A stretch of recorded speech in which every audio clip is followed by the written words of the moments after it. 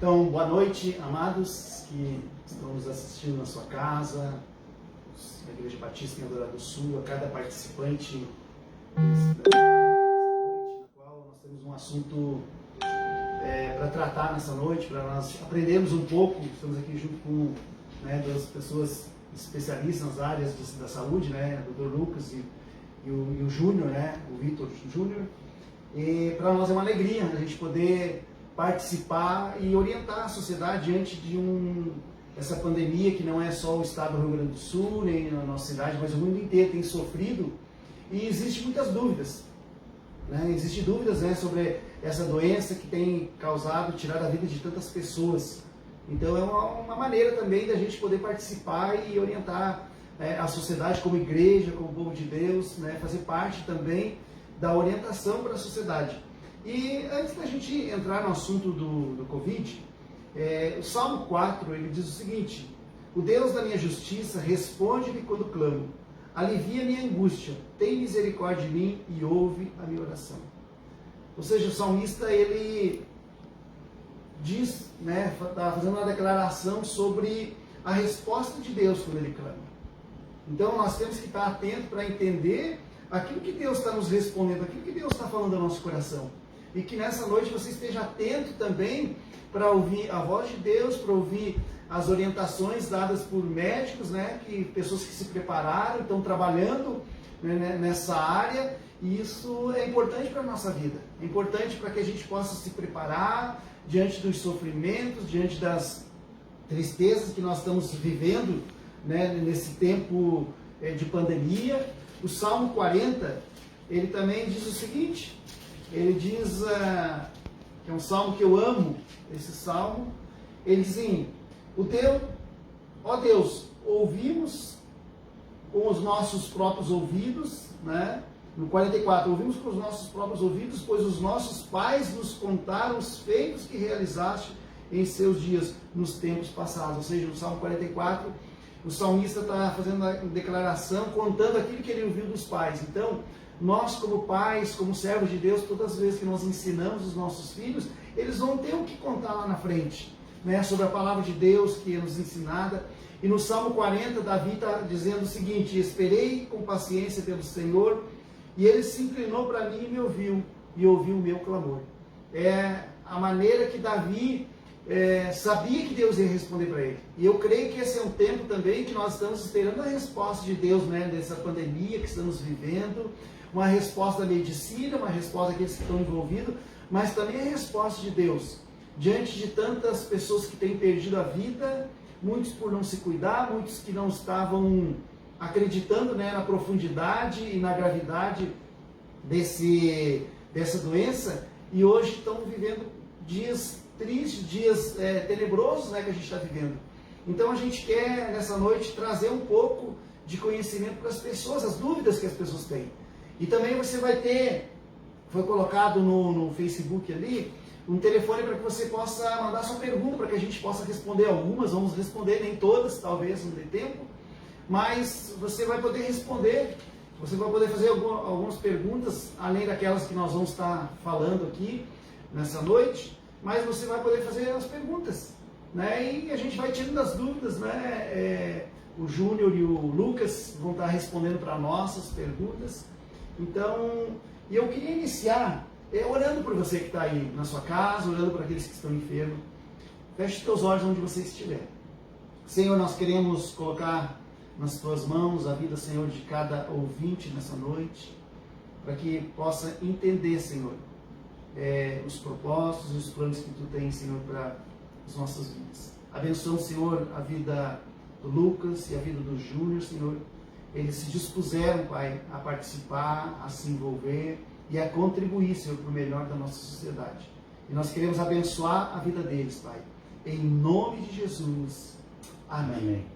Eu quero iniciar fazendo uma pergunta, já vamos direto nas perguntas, aí eles vão se apresentar, primeiro o Lucas vai se apresentar e depois o Júnior vai se apresentar, eles como médicos da saúde, e para nós é uma alegria receber vocês e também que vocês aceitaram esse desafio que é um desafio para todo mundo, não pensa que é só para vocês também fazer live, mas também para nós como igreja é um desafio, que nós fomos pego há um ano atrás, de surpresa, sem entender de live, então a gente teve que colocar em prática aquilo que estava disponível nas nossas mãos, né, que é a tecnologia, e essa tecnologia ela assusta a gente um pouco, né, mas vamos nos envolvendo e a gente vai aprendendo, né, sobre tudo aquilo que, se Deus nos deu a oportunidade de vivermos essa tecnologia, vamos aprender, né, que vocês possam expressar aquilo que você, conhecimento de vocês.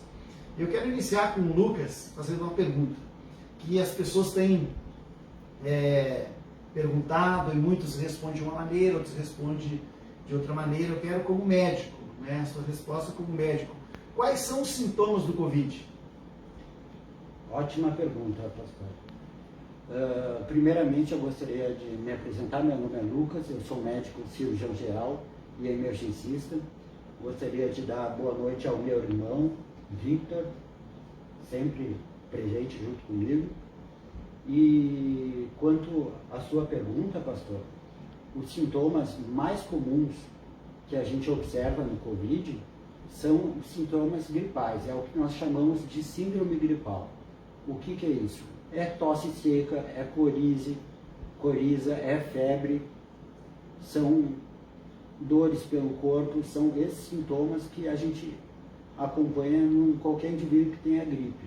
Agora, no Covid, ele pode se evoluir para sintomas extremamente mais fortes. Quais são os sintomas de alarme? Conjuntivite, diarreia, falta de ar, perda do apetite. Tudo isso são sintomas que remetem a um quadro grave e deve ser procurado no centro de saúde imediatamente. Então, são esses os sintomas do Covid. Temos que ter muita atenção com os achados da síndrome gripal, porque esse é o início de tudo e alguns desses pacientes vão evoluir para o quadro grave. É isso aí. Então, mas a sua orientação seria, a partir do momento que tiver um desses sintomas, eu preciso procurar, né, uma ajuda médica? Precisa procurar uma ajuda médica para a gente fazer a testagem. Existem, como o meu irmão Vitor vai falar posteriormente, existem exames para nós elucidarmos essa dúvida. O melhor exame indicado para esses sintomas mais brandos, para descobrir se temos ou não Covid, é o exame, aquele teste rápido que pode ser feito em farmácia, e o resultado sai em aproximadamente 20 minutos. É um exame extremamente especial e indispensável para ter um resultado fácil, de boa especificidade. Júnior, quais os tipos de testes que nós temos no Brasil, no mundo a gente pode dizer, não sei se vocês têm condição de falar do mundo, né, inteiro, ou no Brasil, vamos ficar no Brasil. Quais os tipos de testes, né, que confirmam e se eles têm 100% de eficácia no resultado? Boa noite a todos, meu nome é Vitor, eu queria agradecer, boa noite pastor, muito obrigado por estar aqui com vocês, queria dar boa noite também ao meu irmão Lucas, Dr. Lucas. Obrigado. Então, vamos responder essa pergunta. Tipos de testes então que a gente tem basicamente dois tipos, os testes que detectam o vírus em si, que são os testes que detectam antígeno, e os testes imunológicos que detectam os anticorpos, ou seja, que detectam aquelas proteínas que o nosso organismo faz contra o vírus. Então, os testes de antígeno, nós temos basicamente dois. Nós temos o RT-PCR, que a gente coleta do nariz e da garganta, manda para um laboratório, isso demora mais ou menos aí para ser feito aí, está demorando atualmente aí 5, 10 dias úteis para ser entregue. E temos o teste também, que o meu irmão falou, da farmácia, que a gente coleta uma amostra do nariz e sai o resultado aí em cerca de 15, 20 minutos. Esses testes, também temos os testes imunológicos. Os testes imunológicos, eles não detectam o vírus em si, mas detectam o anticorpo. Esses testes, eles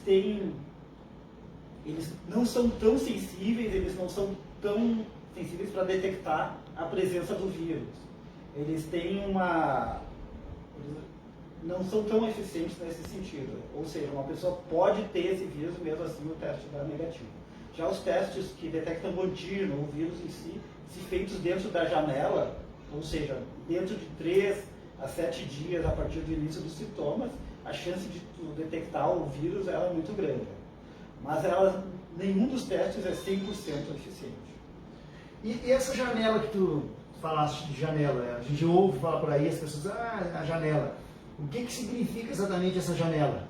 Então, essa janela, muito obrigado pela pergunta, é uma pergunta interessantíssima. Então, a janela é o tempo que a gente tem a oportunidade de detectar esse vírus. Então, quando o vírus entra no nosso organismo e começa a se multiplicar, se a gente tentar detectar ele ali entre 1, 2 dias ali, a gente faz o teste, mas não consegue ver o vírus, porque a quantidade de vírus ainda é muito pequena no nosso organismo. Então a gente não consegue ver. Então, a partir do 3º dia, a gente já consegue ver esse vírus. E a partir do 7º dia, esse vírus já não consegue ser detectado de novo no organismo. Então, a janela é o tempo que a gente tem a oportunidade de ver o vírus e fazer esse teste. Isso nos testes que vem o antígeno. Nos testes que vem o anticorpo, a partir do 10º dia, 12º dia, a gente já consegue ver o anticorpo. E aí a gente não está vendo mais o vírus, mas sim a proteína, a resposta do nosso organismo contra o vírus. Essa resposta pode ser vista, aí, fica em torno aí, a partir do 10º dia e vai 3 meses, 6 meses e pode durar mais. Muito bem.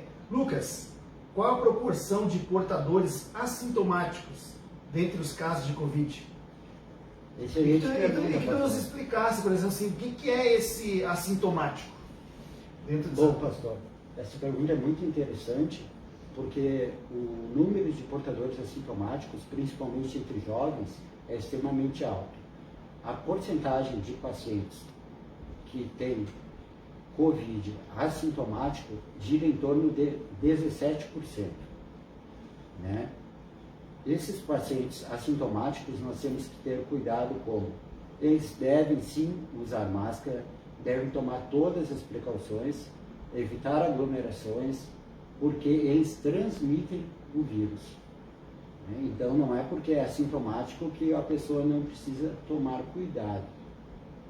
Mas a pessoa pode ter uma vida normal, ela não vai ter febre, não vai ter sintoma algum, e normalmente isso é descoberto através de exames ocupacionais do trabalho, vai fazer um exame admissional, alguma coisa, e foi lá e deu Covid positivo. E a pessoa nem imaginava que tinha essa patologia. E, por exemplo, tem uma familiar que teve, né, o Covid e teve todas as reações, teve febre, ou diarreia, todas as complicações que teve. Teve esse período dos 14 dias ali, né? E qual o cuidado que ele precisa ter se caso descobre que na família tem uma pessoa assintomática? Bom, é mandatório que o paciente que seja portador do Covid, seja sintomático ou não, é este paciente que deve ser isolado e não os familiares. Então, normalmente o paciente fica num cômodo mais afastado, né? Porque já que é sintomático, o tratamento é feito em domicílio, ele fica isolado por um período de mais ou menos 10 a 14 dias e a família daí fica protegida, tomando todas as precauções de não entrar em contato com esse paciente. Quem deve usar a máscara dentro do cômodo onde o paciente está é o paciente e não os familiares, embora seja importante também que eles usem, mas é mandatório que ele use, e assim protegendo toda a sua família. E existem muitos casos de pacientes assintomáticos que a família não acabou contraindo o vírus, demonstrando que esse isolamento funciona. Perguntando para o Dr. Júnior aqui, qual o período de incubação do Covid? Então, interessantíssima pergunta. O período de incubação do Covid vai de 3 a 14 dias, com a média de 5 dias de de 5 dias para manifestar o sintoma. Então, o período de incubação é desde que tu tem o contato, pega o vírus, até manifestar o sintoma. Então, isso vai 3 a 14 dias, com uma média aí de 5 dias. Digamos, por exemplo, uma pessoa ela tem contato com uma pessoa no dia de hoje, alguém que está com Covid. Então, daqui 4 dias é que vai acontecer dela manifestar o vírus, ou essa janela, isso é para entrar nessa janela? Ou como funciona? Sim, basicamente isso. Então, se ela teve um contato, por exemplo, hoje, ela pode variar aí no período aí de até 3 dias, uma média de 5 dias, mas pode ir até 14 dias. Por isso que é muito importante essa questão do isolamento. Às vezes tu entra em contato, tu sabe que tu teve contato com alguém, tu viu que essa pessoa positivou e tu lá passa 10 dias, tu pensa, não peguei Covid, mas aí pode ser até 14 dias aí, esse período pode tardar bastante até uma manifestação. E nesse período de incubação, Vitor, o exame, o teste do Covid pode dar um falso negativo, né? Sim, pode dar um falso negativo, exatamente, porque a gente não tem a quantidade de vírus ainda suficiente para ser detectado. E esse período, por exemplo, se a pessoa teve um contato com uma pessoa que estava com o vírus, então ela provavelmente vai manifestar daqui 4 dias, mais ou menos, que vai começar, se ela 4 ou 5 dias que ela vai ter a manifestação do vírus no organismo. Mas, por exemplo, nesse período entre o primeiro dia e o 5º dia, digamos assim, esse período, ele pode transmitir o vírus também ou não? Ele é transmissor ou só após, a partir do 4º dia? Interessante. Então, a princípio, pessoas, ainda que estejam assintomáticas, podem transmitir o vírus. A gente não tem trabalhos ainda dizendo a partir de que momento pode ser transmissível, mas sim, a princípio pode ser transmissível mesmo ainda sem ter sintomas. Lucas, qual a taxa de letalidade da Covid-19 e quais os fatores de risco são significativos para a mortalidade? Excelente pergunta, pastor. Bom, nós temos uma taxa de mortalidade do coronavírus que gira em torno de 0,7% a 1%. Esse número parece pequeno, mas é extremamente alto quando comparamos com outras doenças. Os principais acometidos, né, com as pessoas com maior facilidade de contrair Covid de forma grave, são as pessoas idosas, imunodeprimidos, pessoas com doenças crônicas, pessoas com alguma deficiência, pessoas com desnutrição, usuários de drogas e o principal fator, dentre todos, sem dúvida nenhuma, é a idade. É um vírus que é muito mais agressivo com a idade avançada, principalmente após os 65 anos de idade. Não é à toa que são essas pessoas que foram elegíveis para começar a tomar a vacina aqui no Brasil. Mas, por exemplo, assim, às vezes a gente fica em dúvida. Se escolheu as pessoas que são mais de idade, né, para que tomasse a vacina. Né? Tudo bem. Mas quem sai mais para a rua? O ideal não seria a vacinação para as pessoas que trabalham fora, né, imunizar-se de fora, ou seria pior? Boa pergunta, pastor. Por que foi decidido por vacinar as pessoas de mais idade? Porque essas pessoas, se contraírem o vírus, elas vão ter um índice de letalidade extremamente alto.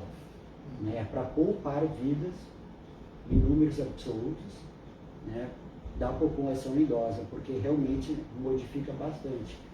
Para se ter uma ideia, os pacientes idosos eles têm uma chance de ir para a intubação extremamente maior do que as pessoas jovens. O índice de mortalidade para quem vai para a intubação gira em torno de 60%, enquanto o índice de mortalidade de quem vai para a intubação sendo jovem gira em torno de 35%.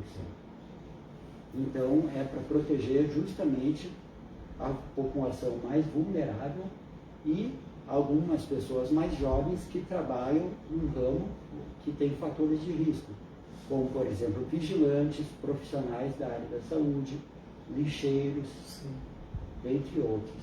Porque as pessoas, eles dizem, mas bota o aposentado em casa, bota o idoso que ele fica em casa, trancado em casa. Então um entendimento errado daquilo que a necessidade obriga que se faça. Então, essa vacinação primeiro para as pessoas idosas, né, vai reduzindo a idade.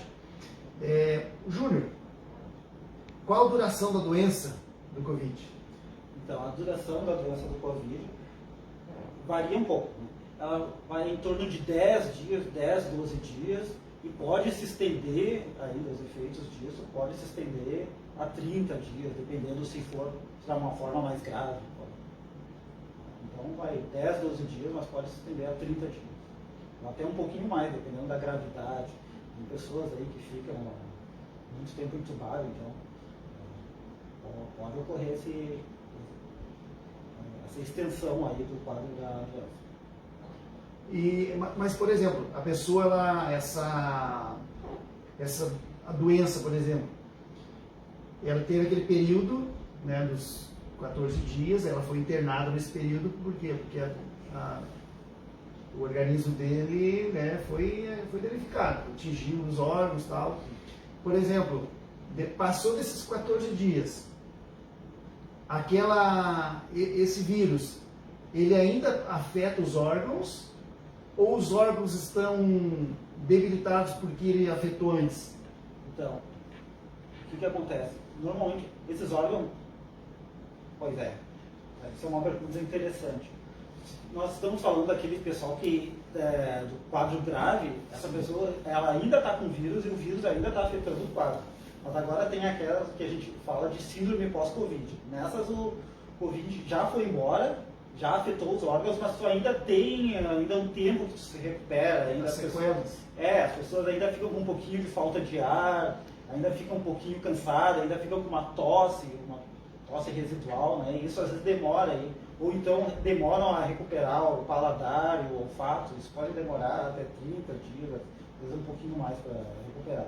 E nesse caso o vírus já foi sanado, já foi embora, mas ainda nós temos essas sequelas aí que demoram um pouquinho a se recuperar. Mas tem aquelas pessoas que realmente vão para uma forma grave e elas ficam no hospital e aí essas pessoas ainda o vírus está ali e está afetando e pode vir a piorar e pode vir inclusive a óbito. Porque a gente ouve muito das pessoas, entendeu? A gente é chamado para fazer velórios e coisas assim, atendimento a pessoas que contraíram o Covid, e aí chega lá as pessoas e não, o médico disse que ele não morreu de Covid, só que na verdade foi o Covid que afetou os órgãos todos, né? Mas, por exemplo, assim, se combate o vírus naqueles 7 dias, ou ele por si próprio ele é eliminado nesse período que a pessoa se contaminou, ela teve que ser entubado, né? Nesse período o organismo ele cria esses anticorpos que eliminam o vírus. O que acontece? Porque as pessoas, às vezes, a gente ouve relatos até de médicos que dizem assim, não, ela não morreu de Covid, ela morreu porque, sei lá, o pulmão, afetou o pulmão, afetou os rins pararam, mas claro que pararam, por quê? Porque o vírus atingiu aquele órgão ali, entendeu? É isso que a gente às vezes tem na dúvida, né? Se esse período, tem o período da incubação, o período da intubação, o período que ela está sendo tratada ali no leito de hospital, e nesse período os órgãos foram afetados, né? Então, isso é só pela decorrência do vírus, ou o vírus continua atuando ali e impedindo, por exemplo, que desse um tratamento eficaz? Não sei se eu consegui chegar na... Vocês nunca conseguiram... Por exemplo, assim, uma pessoa ela é internada, né, ela foi entubada. Então, muitos médicos dizem, não, essa pessoa, o vírus já não está mais nela, então ela não corre mais risco pelo Covid. Mas ela continua mal no UTI, entendeu? Eu não posso dizer que não é resultado do Covid, não sei como vocês... Não. Se a pessoa está entubada, tem aquele quadro ali, o Covid, a princípio ele está atuando ali, sim, está atuando e aumentando a mortalidade. Sim. Nesse sentido, o que acontece é que é sempre uma soma de fatores, né? Por exemplo, pessoas que têm uma neoplasia, que têm um câncer, né? Elas já estão debilitadas, e aí chega o Covid e ainda soma mais uma morbidade, soma mais uma doença, assim, essas pessoas são mais vulneráveis a morrer por causa disso, né? Então é uma soma de fatores, mas sim, nesse caso é o Covid que matou, né? Se não fosse ele, não tem tem uma predileção pelo pulmão, né? E as pessoas entubadas por mais de 10 dias têm que serem submetidas à traqueostomia, que já é um processo mais invasivo. Sim. E esse é um sinal de mau prognóstico. Muito bem. Lucas. É para Lucas agora? Lucas. Que precauções eu devo tomar para evitar contrair o Covid na prática? Primeiramente, o uso de máscara. Em segundo lugar, o distanciamento social. Né? Evitar aglomerações, tentar fazer um trabalho, desde que seja possível, para o home office, né? Evitar cumprimentos muito calorosos, né? O ideal é cumprimentar com a mão, com o punho fechado, né? Para tudo. O uso do álcool gel tem sido muito importante porque ele é capaz de matar o vírus, né? Então todas essas medidas são bastante eficazes no combate ao Covid. E agora, né, com a vacina, que está sendo por partes, a vacinação por grupos de risco, né? Também é uma excelente maneira de combater o Covid, porque os testes mostram que de todas as pessoas vacinadas, no teste com 2.800 pacientes, apenas 4 pacientes contraíram o vírus. Então a vacina é muito promissora. E, por exemplo, essas máscaras aqui, ó. A gente tem essa máscara, né? É dupla. Eles chamam de dupla. Ela é eficaz ou não? Existe um tempo para a gente usar ela ou não? Ela ajuda. Ela diminui. Ela ajuda, ela não é a máscara que é a mais eficaz de todas, né? A máscara de pano tem uma capacidade de penetração do vírus se a pessoa estiver a 1 metro de distância da gente, né? A transmissão é por gotículas. Existem as máscaras cirúrgicas que são muito mais confiáveis e ainda existe a máscara N95, que é uma máscara que protege até contra uma doença extremamente mais agressiva na transmissão, que não é por gotícula, mas protege contra tuberculose, inclusive. Então é a melhor máscara que tem para usar, é a máscara N95, ou também conhecida como bico de pato. Júnior, qual a incidência do Covid em crianças? Então, a incidência do Covid em crianças é de cerca de 2%, ou seja, de cada 100 casos de Covid, 2 são crianças. Tem uma pergunta que o pessoal colocou aqui, ó. Na verdade, ela está respondendo a resposta de vocês aqui. A pessoa colocou: esse foi o caso da minha mãezinha, que teve Covid, mas ela já tinha problema nos pulmões e rins, aí só agravou. Na verdade, é porque ela já tinha uma doença, né? E outra pergunta que acho que já foi respondida, né? Qual o tempo de transmissão do vírus? A gente vai chegar lá, nós vamos chegar lá nessa pergunta já. Então, mas a incidência, né, que eu perguntei, foi incidência? Sim, incidência. Qual a incidência em crianças? Né? Então mas por exemplo, se uma criança, ela pode ficar sem sintomas nenhum? Sim, não só isso. Os sintomas das crianças, eles são um pouquinho diferentes. A criança normalmente tem só aquela rinorreia. O que é a rinorreia? É o nariz correndo. E qual é a criança que a gente não vê, principalmente quando pega um friozinho, a gente não vê com o nariz correndo? É difícil identificar, né? Então é muito difícil identificar. Então por isso que essa taxa de incidência em criança pode estar muito subestimada, porque a gente só mede, a gente só testa em pacientes que são sintomáticos. E criança normalmente ou é assintomático ou está só com o nariz correndo, então é muito mais difícil tu testar isso. Então esse número provavelmente é maior. Mas o teste, por exemplo, a criança, ele é o mesmo que é feito nos adultos? Tudo igual? Com certeza a criança não vai gostar de botar o cotonete lá no narizinho. Né? É verdade. E o Lucas, animais de estimação pode contrair ou transmitir a doença para pessoas? Essa é uma pergunta muito pertinente, pastor. Porque muita gente tem animaizinhos e fica com essa dúvida. Mas os animais não têm como transmitir Covid para seres humanos.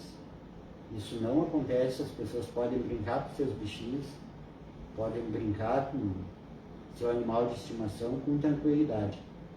O vírus, ele não é transmissível por nenhum animal doméstico. Não é transmissível, então? Não é, com certeza. Muito bem. O Júnior, os pacientes que se recuperam da infecção clínica do Covid ficam imunes? Então, E quanto aos portadores assintomáticos? as pessoas que se recuperam do Covid, elas têm não é que elas fiquem imunes, mas elas ficam mais resistentes ao Covid. Ou elas vão ter uma forma mais branda da doença, ou elas vão ter uma infecção que seria assintomática, ou às vezes até nem pegam o Covid.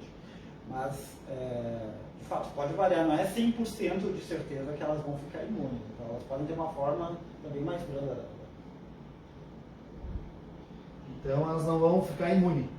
Não com 100% de certeza. Sim, né? sim. A gente tem uma variabilidade, um espectro de imunidade de proteção muito grande. Então, algumas não vão pegar, outras vão pegar de uma forma mais branda, assintomática, e outras vão ter alguns sintomas. E mesmo os assintomáticos? Também ou é um caso diferente? Assintomáticos, quer dizer, na transmissão.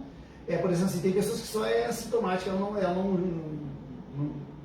por exemplo, não desenvolve a doença, né? O assintomático é isso. Isso. O assintomático ele não desenvolve a doença. Sim. Mas, por exemplo, assim, ele teve, já foi de lote, já teve Covid, porque tem vários casos das pessoas que depois vão no médico e já teve Covid. Né? Isso pode repetir ou não também? Pode repetir, mas essas pessoas também desenvolvem uma imunidade. Sim. Da mesma forma que as pessoas que tiveram sintoma. Pro Lucas, ao ser vacinado com a vacina disponível da Covid, ainda corre o risco de contrair o vírus? Sim, corre o risco. A pessoa que tomou só uma dose, ela vai ter uma imunidade em torno de 14% só da chance de contrair o vírus Covid. Né? Agora, já na segunda dose, aplicada 30 dias a mais, após cerca de 14 dias, a pessoa já criou anticorpos suficientes para evitar o contágio do Covid. Foi feito um estudo pela Pfizer que englobou 2.800 pessoas e apenas 4 delas contraíram Covid, o que é um número excelente que demonstra a eficácia da vacina. Uhum. Muito bem. E por exemplo, uma vacina que se falou muito por aí, não sei se vocês sabem, de uma dose única, que se falou se isso é verídico, não é verídico, né, ou se foram boatos, ou se existe teste, a gente não sabe. Né? Porque seria mais fácil para o Brasil, para o mundo inteiro, aplicar uma vacina do que duas. Não sei se vocês têm alguma informação. Eu não me recordo se é da Oxford ou é da Pfizer, que é uma dose só. A da Pfizer não, da Pfizer se eu não me engano, são duas doses. Eu acho que é a Oxford. Não. Mas é outro nome de uma vacina nova que surgiu. Agora eu não me recordo. É nos Estados Unidos. Não é da Rússia? Não sei qual é que é. Agora eu não me recordo do laboratório, mas estão desenvolvendo. Tem uma vacina que é Tem uma uma vacina dose. que é uma dose só, né? Não tem no Brasil. Eu acho que, se não me engano, Israel parece que eles iam aplicar essa vacina. A gente não sabe bem. Né? Mas é para o Júnior agora, né? Qual a importância do distanciamento social e das paralisações do comércio e na desaceleração e da transmissão do Covid? Então, a importância é que, tendo um distanciamento social, tu vai impedir, tu vai frear a disseminação, ou até mesmo impedir essa disseminação. E tu imagina como um monte de fósforo, sabe? Aqueles dominós, um dominozinho assim, uma carreira de dominós. Tu empurra um e esse empurra outro e esse empurra outro. Se tu vai distanciar eles, vai chegar um ponto que tu empurra o dominó e ele não alcança o outro, impedindo que se propague. Então, esse efeito dominó, esse efeito de um contaminar o outro, esse efeito que acontece também no vírus, né? Esse efeito que a gente quer impedir através do distanciamento social. E o que acontece? O vírus ele é transmitido através da gotícula da saliva. Quanto maior a distância, mais difícil essa gotícula da saliva chegar na outra pessoa. E essa imunização de rebanho é o que se faz, imuniza todo mundo, ou a imunização de rebanho é que nem, surgiu uma conversa lá no início que até foi um médico que falou, não lembro bem, uma entrevista que eu estava assistindo, e nessa entrevista foi, claro que é algo que é mais, muitas pessoas disseram, muitas pessoas morrem, mas se todos se contaminassem, o corpo criaria anticorpos. Algo lógico, assim, algo prático da gente entender. Isso pode acontecer ou não? Então, a imunização de rebanho é o que significa assim. O que acontece? Imunização de rebanho é aquela... são pessoas que, num grupo lá, seria assim, em torno assim, de 60%, 70%, 80% das pessoas são imunes e 20%, 30%, 40% não serem imunes ao coronavírus. O que acontece? Aqueles que são imunes protegem aqueles que não são. Como? Como aquele efeito do dominózinho. Tu imagina que na carreirinha de dominó, um dos dominós, assim, vamos botar assim, o dominó 1 ele cai, o dominó 2 não cai, porque está imunizado, o 3 cai, o 4 não cai. Então, se tu tiver metade desses dominós, vamos pensar em termos de dominó, preso e não cai, inabalável, que não cai, nós vamos ter um efeito aí de, como se fosse de rebanho, porque aquele que não cai, não empurra o próximo a cair, ou seja, protege. Nesse sentido, aquelas pessoas que não pegam Covid não transmitem para as outras, e é nesse sentido que funciona a imunização de rebanho. Tu não tem 100% das pessoas das pessoas imunizadas, mas tu tem um número tão grande que aqueles que estão imunizados protegem os que não estão. Nós temos que atingir o número de 70%, né? De vacinados? 70% de vacinados para alcançar a imunidade de rebanho. Então, se 70% do Brasil fosse vacinado... Não. Vacinar, a gente vacina, tem que vacinar ao máximo. Né? Sim. Com isso, alguns não vão desenvolver, porque não se tem um medicamento com 100% de eficácia. Né? Então, alguns não vão desenvolver a imunidade, mas esses são protegidos por aqueles que desenvolvem a imunidade. Entendi. Nesse sentido. Muito bem. O Lucas, o Júnior, né? Não, o Lucas, agora é o Lucas. Né? Quem deve ser testado para o Covid?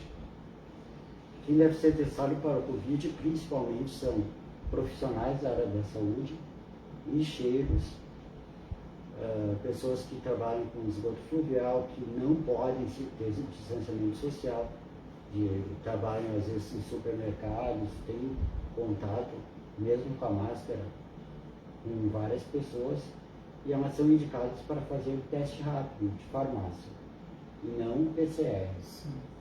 Se der positivo o teste de farmácia, aí sim a gente caminha para o suave, nasal ou de orofaringe para o exame PCR para confirmar. Dentro dessa... Pode. E além disso, aqueles também, né, aqueles que apresentam sintomas, né, sintoma de síndrome gripal também, esses têm que ser testados. Né? Então, que apresentam sintoma de síndrome gripal aí, dentro de 3 dias a partir do início dos sintomas, aí, fazer a coleta do suave nasal aí para testar se é positivo. E já ficar em isolamento, ele e os familiares. Né? Ele com máscara, fica no seu quartinho ali, e os familiares também, para não sair de casa, né, para não transmitir para os outros. Né? Mas, uma dúvida. Os médicos, enfermeiros e auxiliares de enfermagem, toda a equipe, né, de saúde, eles têm todo o equipamento que se cuidam, se preservam, né? E como que tem uma incidência tão grande principalmente de enfermeiros, né? De todas as áreas, que têm contraído muito o vírus. Isso é pela baixa, digamos assim, eficácia dos equipamentos que se usa ou é um descuido? Eu acho que é o excesso de exposição, né? O excesso de exposição. Claro, a gente está dizendo... Porque a carga viral ela é diretamente proporcional com o aumento da contração da doença. Ela não tem uma filtragem 100% e muitas vezes profissionais de saúde tem que chegar bem pertinho. Sim. Por exemplo, para proceder uma intubação orotraqueal, tem que baixar a cabeça, achar a traqueia e colocar o tubo. Isso muitas vezes põe em risco o profissional. Porque isso é uma dúvida da gente, porque se tem equipamentos, se tem todo aquele aparato que se usa, e é um grande número de profissionais da saúde que tem contraído a doença, isso é uma coisa que preocupa. Eu perdi uma colega do trabalho em virtude do Covid. São bem... E qual o papel, Vitor? Qual o papel do novo teste para pesquisa de anticorpos? Né? Qual o papel do novo teste para pesquisa de anticorpos do anti-Covid, que eles chamam? Esse é o teste de pesquisa de anticorpos. Então, pesquisa de anticorpos está mais relacionado a gente fazer trabalhos epidemiológicos, saber quantas pessoas tiveram Covid, porque às vezes esses anticorpos ali estão ali já há 1 mês, 2 meses, 3 meses, mais para rastrear, para fazer um levantamento epidemiológico, para saber aqueles que tiveram Covid e monitorar isso, né? Monitorar quem já teve e quem não teve. É nesse sentido que esses testes de anticorpos funcionam. Eles são mais imunológicos. O teste que é para o tratamento do Covid, quer saber se aquela pessoa tem Covid agora, tu faz um teste de antígenos, tu faz o teste do swab nasal. Tu faz tanto RT-PCR quanto o PCR, que a gente chama, que é o testezinho de farmácia, aquele de 15 a 20 minutos. E a vacina coronavírus é uma vacina feita de vírus vivos atenuados. E algumas outras vacinas se pega um antígeno de superfície do vírus, que não é para enganar o sistema imunológico, mas é para ele proteger, fabricando anticorpos sobre aquele antígeno de superfície, como se fosse um pedacinho do vírus. É como se a gente fosse botar assim, a Coronavac, seria um vírus inativado. É como se a gente botasse dentro do nosso organismo aqueles cartazes, os filmes de faroeste, aquele cartaz de procuras, e põe ali a cara do bandido, né? E põe ali a cara. Ali tu mostra para o nosso sistema imune ali, uma fotinho ali do vírus, e ele aprende a reconhecer esse vírus, e ele faz guardinhas, faz células, faz anticorpos também, faz proteínas, que reconhece esse vírus. E no momento que o vírus chegar realmente, o organismo está preparado para reconhecer ele e combater ele. Quando uma pessoa não é vacinada, ninguém sabe quem é aquele agente, até esquematizar, até fabricar anticorpo, até ter isso. Isso demora aí 10 dias, enquanto isso o vírus realmente faz a festa. Então é por isso que a vacina tem que funcionar, porque ela prepara o nosso organismo para reconhecer rápido e já atacar rapidamente o vírus. É como o vírus, por exemplo, ele vem, ele atinge a nossa célula, né? Sim. E ele vai procurar uma célula para se alimentar da célula. Ele precisa de célula para se alimentar, né? Não é que ele precisa ser, o vírus ele é um organismo que ele se replica. Ele precisa da célula para se reproduzir. Ele não consegue se reproduzir sozinho. Sozinho. Ele depende da maquinaria da nossa célula para...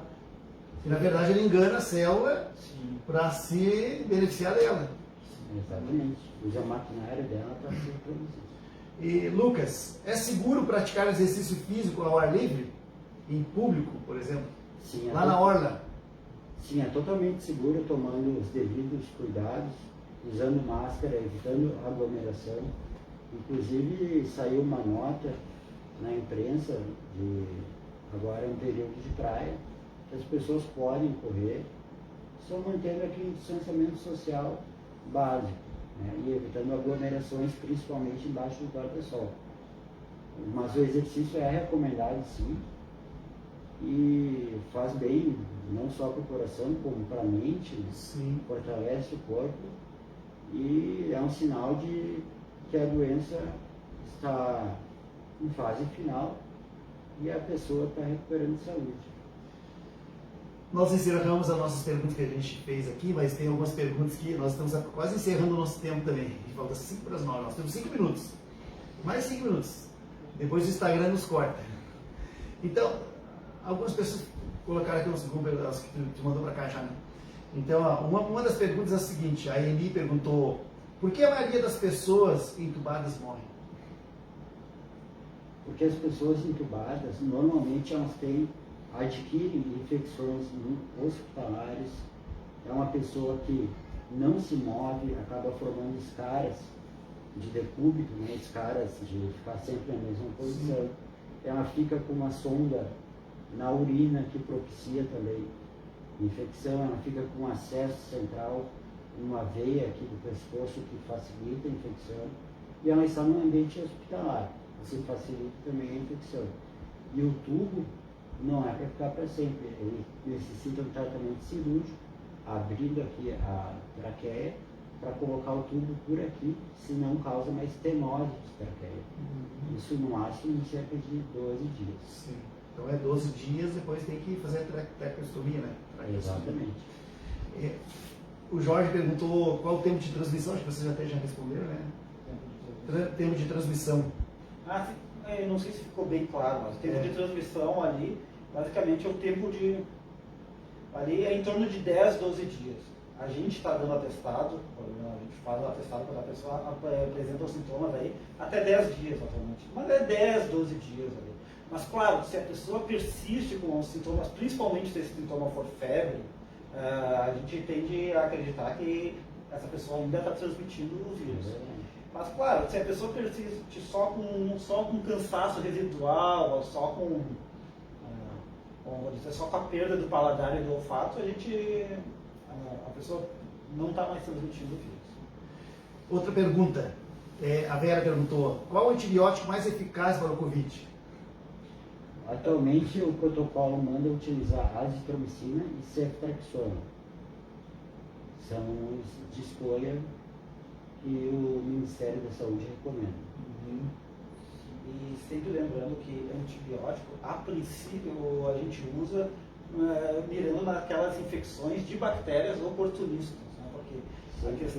Porque o antibiótico, nenhum deles teria um efeito contra um vírus, porque o antibiótico ataca mais bactéria, que é um outro micro-organismo que é totalmente diferente. O vírus não é um ser vivo, né? É diferente, o antibiótico é diferente do que vai se tratar o Covid. Sim, para o Covid teria que usar um antiviral. E estão surgindo alguns, como por exemplo o Remdesivir, e tem outros antivirais que estão surgindo aí, que já foram aprovados pela vigilância sanitária, que estão chegando no Brasil aí, a fim desse tratamento, aí, de ajudar nesse tratamento. Mas a gente usa antibiótico, então, para tratar bactérias que são oportunistas. Quando, por exemplo, uma pessoa entubada, ali, põe um tubo na garganta que carrega, né, bactéria, isso, então, nesse sentido se usa antibiótico. A Mari Duarte está perguntando, em caso de sintomas gripais, é aconselhável tomar a vacina? Não. Quando a gente está com sintomas gripais, a gente não toma a vacina até 30 dias depois de sanar os sintomas. Então, se a pessoa está com gripe, não pode tomar a vacina do corona? Não toma. Não toma. Até porque a maior chance de uma síndrome gripal é que não seja o Covid. Sim. Deixa eu ver outra pergunta aqui.